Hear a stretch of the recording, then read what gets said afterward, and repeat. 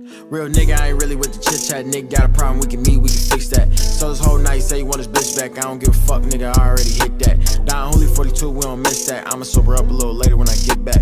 He a snitch, I just heard him on the dispatch. And the paint with any nigga, it's a mismatch. I was sliding on the holes in the mongoose. Before I mix the paper in New York with the font too. Yo, what's good, y'all? It's Wade Legacy. Today I want to talk about something that's been on my mind for a minute. As you can see by the title and thumbnail, I want to be talking about my top 10 point guards in the NBA going into next season. Unfortunately, everybody can't make the list, so we'll start off with the honorable mentions. With that being Jamal Murray, Kyle Lowry, and Ben Simmons. Now that we got that out the way, let's get into the list. Starting off with number 10. At number 10, we have Ja Morant. Following up his amazing rookie year, Ja had a solid sophomore season. Although you can argue he slightly regressed, at least statistically speaking, it's not enough to raise any eyebrows. Ja's a strong finisher around the basket, being one of the most athletic players in the league, especially for a guard. He's very crafty, having a nice handle and being creative around the rim. He's also a certified menace to society because he makes it his daily mission to try and dunk on any and everybody, no matter who it is. But when he's not doing that, he has a good floater game, which is something you like to see in small guards. But maybe the biggest strength in Ja's game is his playmaking. Although he lacks a consistent jump shot, which is probably his greatest weakness, he still finds a way to set up his teammates and make plays. As his scoring develops, I'm sure that will too. Ja had a good regular season, but that's not what puts him here on this list. It's his performance in this year's playoffs. He really elevated his play and showed his impact, averaging 30 points and 8 assists. Although they didn't win the series, Ja showed that he has some real superstar potential and has more coming in the future. I personally try not to let recency bias sway my opinion too much, so I think number 10 is a good spot. Now let's move on. Coming in at number 9, we have De'Aaron Fox. I'm glad I'm starting to see him more on other people's top 10 lists because he's been getting underrated for a minute now. It's crazy to me that somebody this good, putting up these kinds of numbers, gets talked about so little. He's a really good finisher and is starting to develop a pretty good mid-range game, but his biggest flaw is his three-point shooting. Once he finds a way to develop that three-point shot, I could see him being one of the best scorers in this league. He's also a really good passer, and just overall a really good point guard. I can definitely see him moving up on this list if Sacramento finds a way to win or if he gets the fuck out of there. But for now, I think 9 is a good spot to have him at. At 8, we have Jrue Holiday. Now, I've been a part of the Jrue is underrated camp for a couple years now, and I'm really glad he's getting his shine and got to win the championship this year. Jrue is a good scorer, pretty much being able to score at all 3 levels. Percentage-wise from 3, he shot well this year, although overall, I'd consider him streaky. I'd say his biggest flaw is probably his offensive consistency. He can be on one night or even most of the game, and then the next time you look, he either can't hit a shot or he's not taking them. But the one thing about Jrue that's always consistent is his defense. He's by far the best defender on this list. You can honestly live with his inconsistent offense because even when he's not scoring, he's still impacting the game on the other end. He honestly has a legitimate argument for being the best defender in the league. His most underrated attribute is probably his strength. He's good at defending both on and off the ball. This year, he had probably one of the best defensive plays in NBA Finals history. All throughout that series, really, he was a defensive monster. He made both Devin Booker and Chris Paul's jobs harder. I'm not saying he went out there and locked both of them up all series, but you could definitely tell the difference when he's out there. I'm sure some people will just call recency bias, so if you have him at 9 or 10, I won't argue, but he definitely deserves to be on this list. Up next at 7, we have the king of the triple-doubles, Russell Westbrook. Russ is one of the most criticized players in the league, maybe even all time. Yes, some of it is warranted, but a lot of it isn't. He does have a lot of flaws that keep him higher for being on this list. His shooting being a big part of that, and more importantly, his shot selection. He takes a lot of shots that you really rather him not take, but sometimes there's even good shots that he just can't make. I feel like this really limits him as a playmaker. He's also not very effective, or at least not as effective, when he doesn't have the ball in his hands, due to him not supplying spacing or being that good of an off-ball mover. But there's still so many good things that come with having Russ. For starters, he's one of, if not the most athletic point guard we've ever seen. He's super fast and can get up on just about anyone. And despite being a limited playmaker, he's still an elite passer. He just finished leading the league in assists for the 3rd time in his career. If you want to chalk that up to stat padding, sure. But you can't deny he's one of the best passers out there. That combined with his athleticism makes him one of the best transition players in the league. He can either rim run all the way to the basket or find the open man. And whether you chalk it up to stat padding or not, he's still a great rebounder, especially relative to his position. And I know Russ has a really strong fan base, so they might be mad about his placement here, but I don't give a fuck. I absolutely love Russ, but you gotta admit that he's peaked.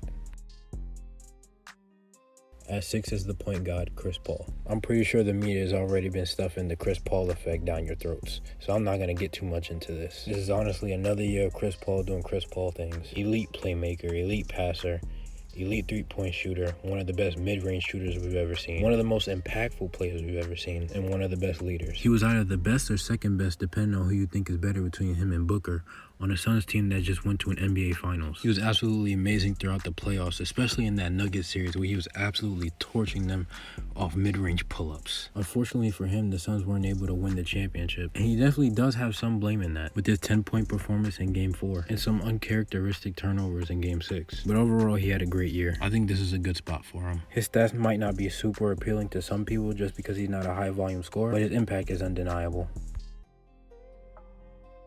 At 5, I got Trae Young, one of the most exciting players in the league, but also one of the most hated. A lot of the hate started last year because of all the foul baiting he was doing, but he's shown time and time again that his game doesn't rely on that. He's a great scorer and all, but fuck all that. This man's playmaking is next level. Since his rookie season, he's been one of the best passers. He can make them from just about anywhere. Pick and rolls, cross court, passing out of a double team, he can do it all. Combined with a third of him scoring, he's easily a top 5 playmaker in the league. His shooting is a big part of his game. His three-point shooting wasn't the best this year, but when you look at his volume and the degree of difficulty, you can understand why. He has a great floater game, and he's a better finisher than you would think he is, although his size does make it hard.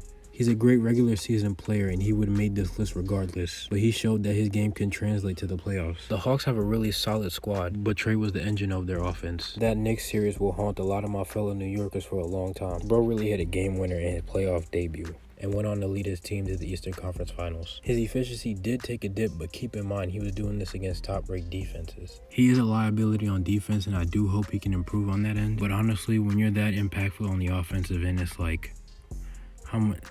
What can I really say? He's still really young and has a whole career ahead of him, and I can see him moving up on this list anytime soon.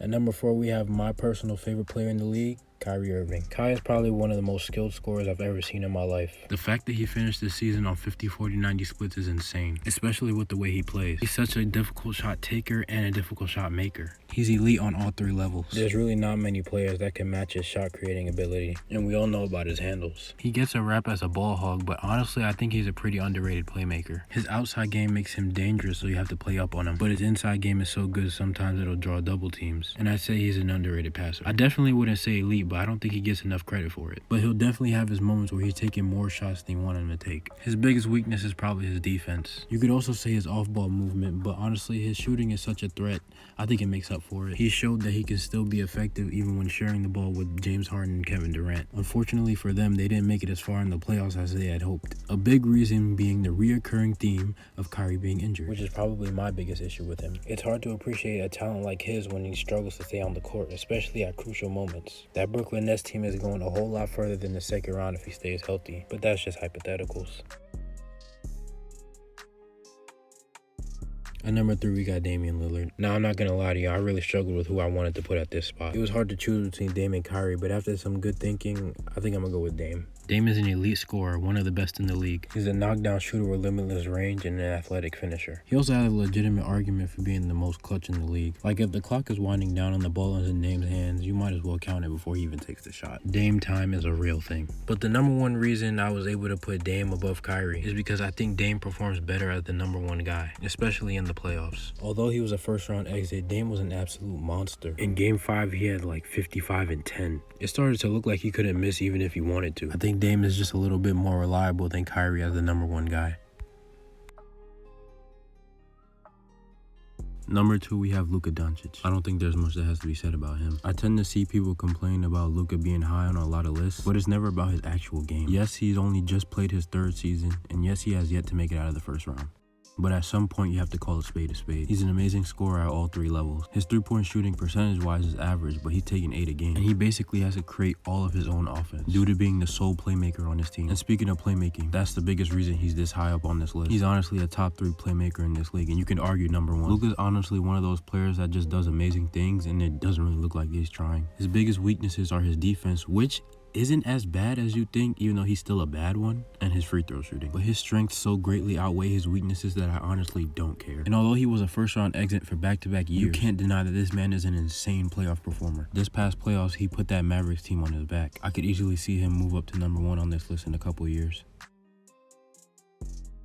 I really hope you didn't expect to see anybody else at this spot. I really don't feel inclined to really explain this, but I guess. The best shooter in the league, obviously. One of, if not the best playmaker. Extremely good finisher. A solid rebounder, especially relative to his size and position. An insane off-ball player due to his constant movement. And probably the most efficient volume scorer we've ever seen. We watched this man put on an absolute carry job all throughout the season. Sure, they weren't able to make the playoffs, but there's no way you could blame that on Steph. Some people like to say I'd be meat riding, but I honestly think you should just appreciate greatness while it's here. And I think Steph's game is going to continue to age well, so you can expect to keep seeing him on this list for years to come. So that was my personal top 10 point guards in the NBA. Let me know what you guys think, whether you agree or disagree. Leave a comment, I want to interact with y'all and help your boy get to 100 subs. With that being said, thanks for stopping by. Hopefully you come back. It's a once, chop it, don't fight back. I got your bitch, you know I'm like that. Shorty a treat, you cannot wipe that. Fuck her and leave. Tell her be right back. Fuck it and leave. Tell her be right back. Hop in the V.